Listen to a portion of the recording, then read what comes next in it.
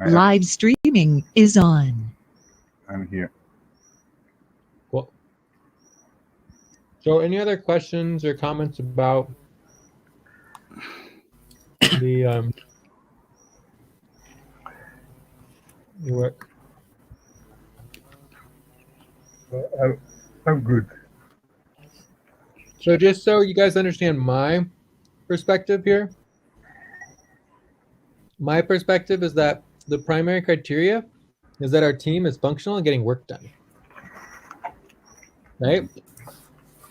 I don't see why what else could matter more than our team being functional and getting work done. Which for me, that would mean that the priorities are like, you know, regularly scheduled sessions.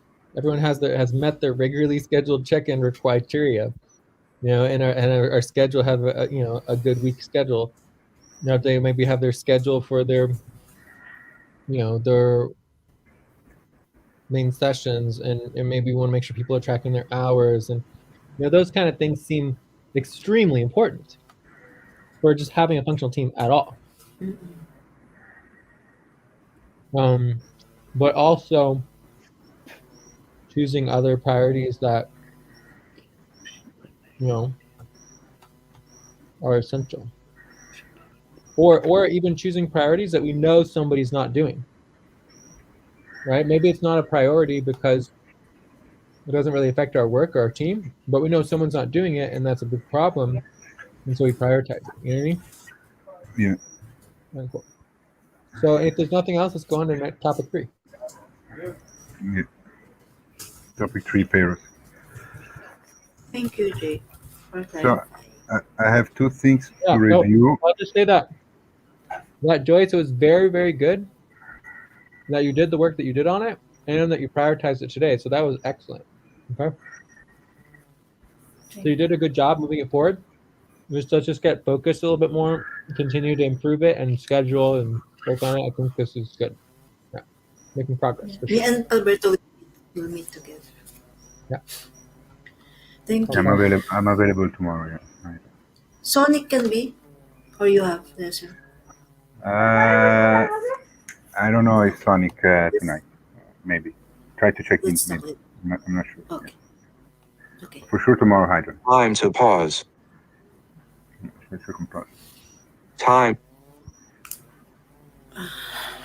So here, the upfront-based payroll calculations that have been worked on today, and they've been posted for review. So I was reviewing them, and there is two situations, right? So the first situation, situation 1, Alberto, right? So if we go into the upfront-based payroll calculations by TJ, here in line 3. I'm there? Yeah, it's loading for me. So tab 133 West, which is the current payroll round. So you see Alberto, right? 185.5 hours with the budget being 268.20. So then we go base pay hours 59.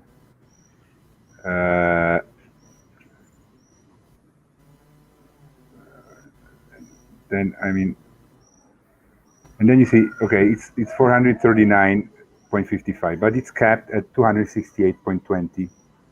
All right, so this is the maximum amount based on budget. But then there is 121 addition due to the minimum wage verification calculations.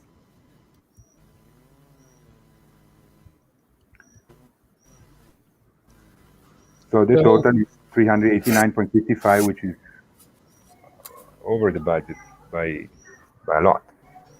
So my understanding in this situation, so my understanding of the situation is that, like, our primary budgetary model at this time is what we call stipends.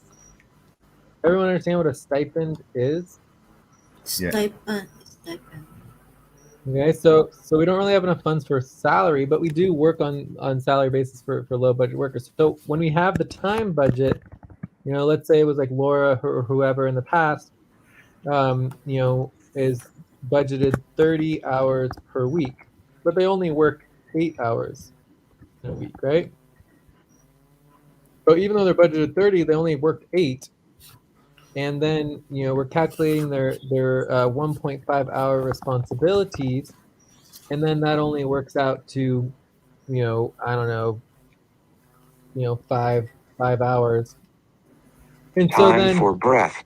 they, all right, yeah. Inhale. Inhale. Exhale. Let's inhale together.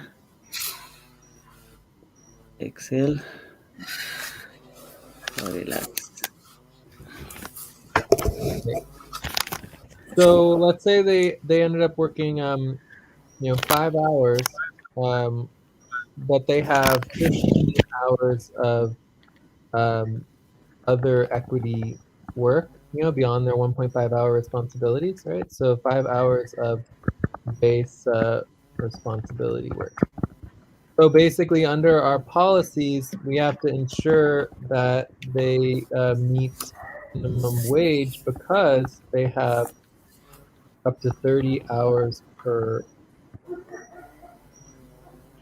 Hey, so if they're budgeted, if they're 30 hours per week and they're budgeted like, you know, $500 per month, and then they only ended up working 5 hours of base responsibility, maybe that's only $100 for the month. And then with 15 hours of other equity work that would meet minimum wage requirements, maybe they're getting $150 for the month, right?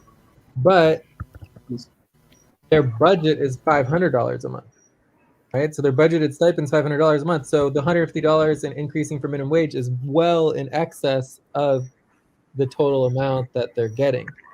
So when you meet your max stipend, right? Your max budgeted stipend, in this case $500, right? That's the max that you can get. That's why we put the term max next to it many times. But it's good to note that you can get double that. You can get double that for our policies based on double overtime. So this is nighttime work, 12 midnight to 6 a.m. So any work 12 midnight at 6 a.m. you get double overtime. And so that would be $1,000. So that $500 with double overtime could be equal to $1,000. Does that make sense? Yes. Yeah, it makes sense. So basically, going back to Alberto, since the stipend here is 439.55, correct? Well, no, the budgeted column L is the budgeted max upfront base pay, which would be the stipend. This is not the stipend. The stipend is also the back pay, right? Stipend is including back pay. Time for pause. Well, we're just talking about upfront pay right now. Okay. Back pay would be back pay equity, and all your equity and tokens and all that would not be considered upfront pay. Okay. So But when we're talking the about point is- tokens and all that, we're mainly talking about your token salary, because you get the full value of your work in salary form as your tokens. So the upfront pay is the only thing that's applicable to like a stipend. all right. So the point is that the minimum wage is calculated on the total hours. Right. Policy for the minimum wage is that you need to meet with your stipend. You need to meet at least the minimum wage for all the hours that you have put in FQN, regardless of the type of hours, that if it's equity hours or it's base pay hours. That's how it's calculated, the minimum wage.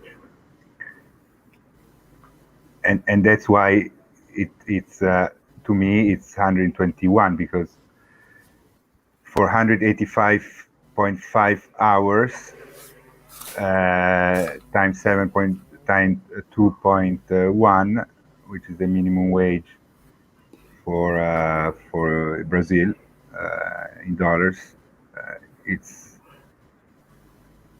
121.35. I mean, if I worked in Brazil for 185, if I put 185.5 hours in here in Brazil, and I would get $268, I would be paid under minimum wage in Brazil. Sure, but you also wouldn't get any equity or any other value, most likely. But I understand that. So the main issue here is the $268 of max base pay. Right? My understanding is you already increased that, so that should be going up, ideally next month, right? yeah, Because it's ridiculously low. I mean, that's just silliness how low it is. But let's just look at that for a second. So $268 for 20. So $268.20 for per month, right? For X hours per week. So how many hours per week are you budgeted? 9 hours. 9 hours per week, right? So for those 9 hours per week, we are required to make sure you get minimum wage, right? That is how the policy works. You agreed to work 9 hours per week and Time to stretch. 30-second stretch.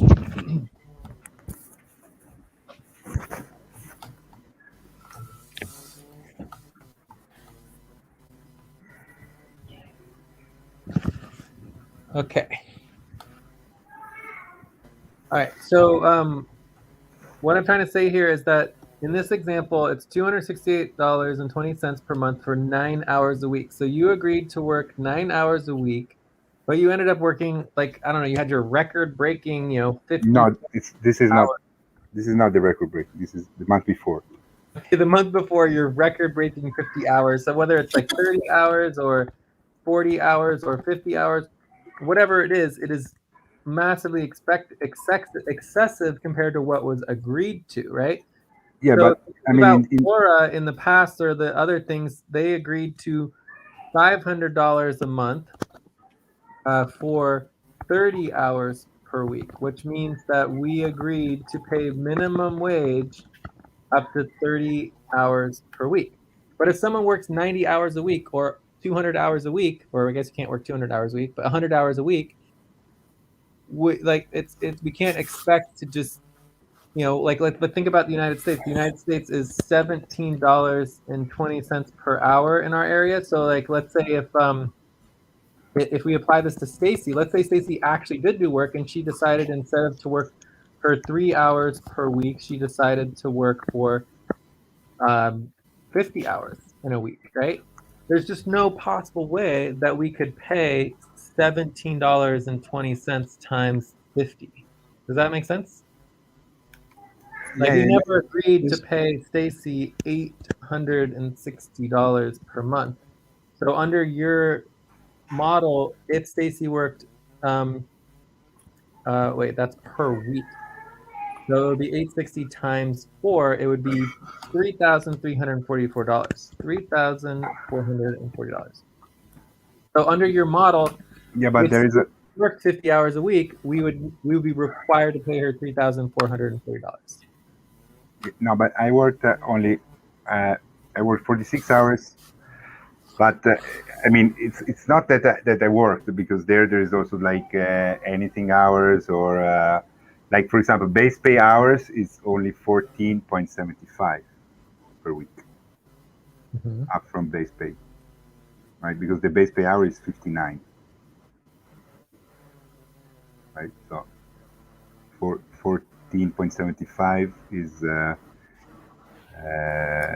So if we change the calculations based on just the base pay hours, Time to pause. we could do it here. So if I change my calculations here and I take the base pay hours, let me see what happens. Yeah, so then it's it's under minimum wage.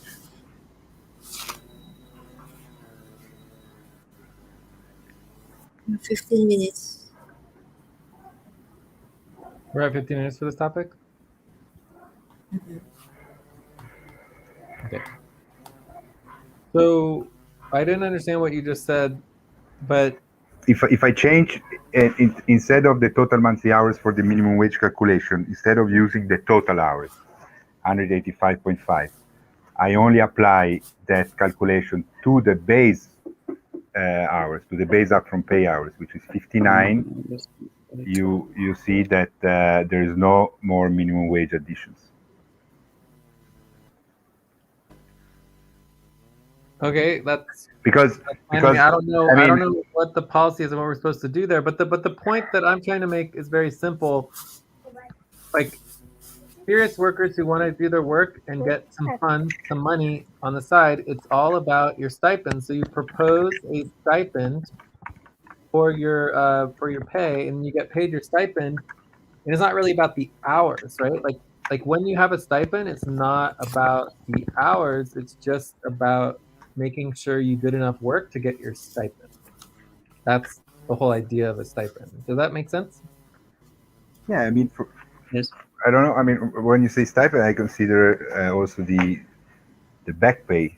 So for me, I mean, for me, it's No, the fine. stipend is just considered for the upfront pay. So in the context of like, you know, the overall calculations, for me, the more important thing is the overtime pay, which is part of the bonus hours. Yeah. So we're just talking about the base hours at this time. And Base so hours. it's just based hours is my understanding. And my understanding of the base hours is the agreement in the contract, which, you know, if someone says, okay, we're going to pay them $500 a month for 30 hours of work, we agreed that we would pay them up to 30 hours of work per week. We put that in the budget, right? Yeah. So if they work less than 30 hours, those hours need to be meeting the legal standards of the minimum wage because they didn't meet or exceed their contract. They were within their contract. If you meet and exceed your agreed upon hours, you are obviously working above what the amount of money that was agreed to, and you're doing that willingly. Does that make sense? Yeah, absolutely. That's the key here in terms of like, and that's the Time same thing for with breath. Stacy. Breath. Inhale. Exhale. Let's inhale together. Exhale. Relax. All right. So I think we can do a proposal here to solve this situation. That, I mean, the minimum wage additions don't apply if you're already if your stipend it's already meeting the maximum amount that we have budgeted. That's exactly what a stipend is. So I don't think that's a proposal, but you can just write that in the responsibility organizing or in the HR policies doc or whatever. But the idea is that it's just like, you know, once you max out on your pay, that's the total max pay. That's, you know, it's only applicable for the time budget in terms of working more than the time budget, but less than your actual budgeted hours. So what we want to encourage people to do is to choose a stipend that is correct. The stipend should be correct. That's the focal point. We want everyone to have the correct stipend. If your stipend is too low, that is a problem, and we don't solve that by finagling and changing everything in relationship to the minimum wage and all that stuff, like per individual hour, right? It's just like, that's not how you solve the stipend issue. You just increase your stipend, and then you get paid the amount you want based on what we can agree on with the budget. I know it's a difficult budget situation, but we should be able to solve that with the, at least in the short term, with the nonprofit budget. But either way, it's a difficult, you know, we're always going to have, you know, tight budgets based on the type of work that we're doing. Yeah, it's never going to change. Yeah, because like for example, with you, Jay, there would be every time 1,300 or more dollars to be added to your minimum wage. That's exactly my point. And the example I gave was with Stacy. So we agreed to pay Stacy up to 3 hours per week. So if she's under those 3 hours, then we need to make sure she meets the minimum wage requirements. I think we're at 20 minutes now. But if she worked 40 hours a week, we don't have to pay her $2,752. We never agreed to pay her $2,752. That was not an agreement. That would all be back pay, even though it is less than the minimum wage requirements. That is the Time to agreement. pause. 5-second pause.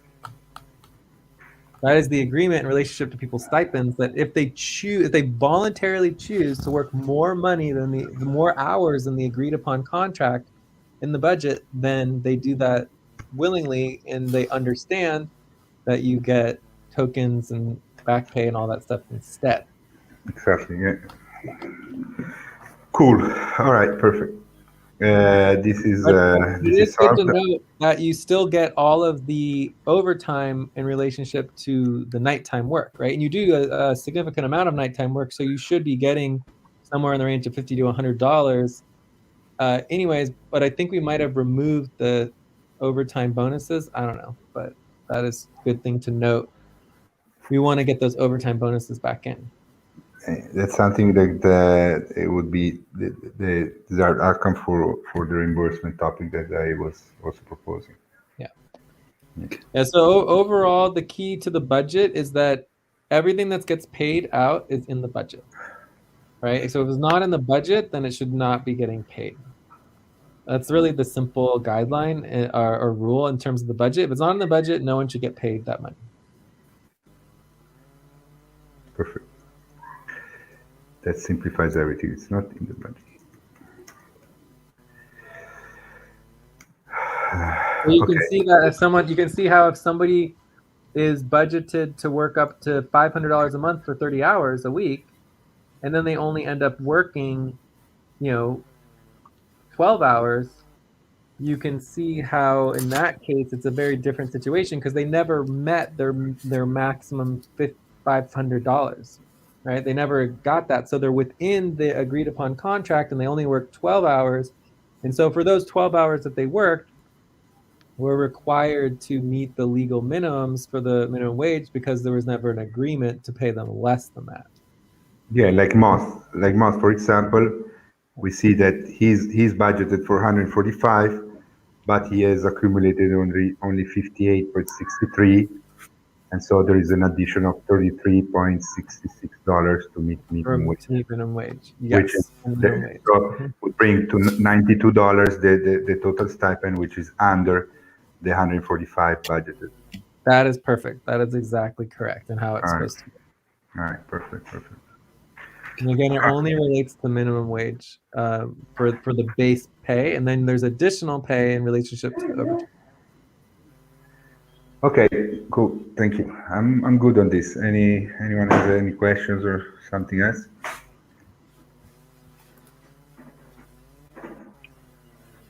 All right, no question. Nothing. Time to take a break. All right, so take another break here. I think we can move forward. I mean, with Mamoon, I wrote him on Discord, and I think we can sort it out. I mean, maybe there's not a big difference. So. Okay. Right. So I think we're ready for another break, but when we get back, it looks like we completed our 3 topics, so we'd be ready for a new topic. So let's just go ahead and take a break, and then we'll do a view up when we get back. Does that sound good? Yeah, sounds great. Okay. Good work.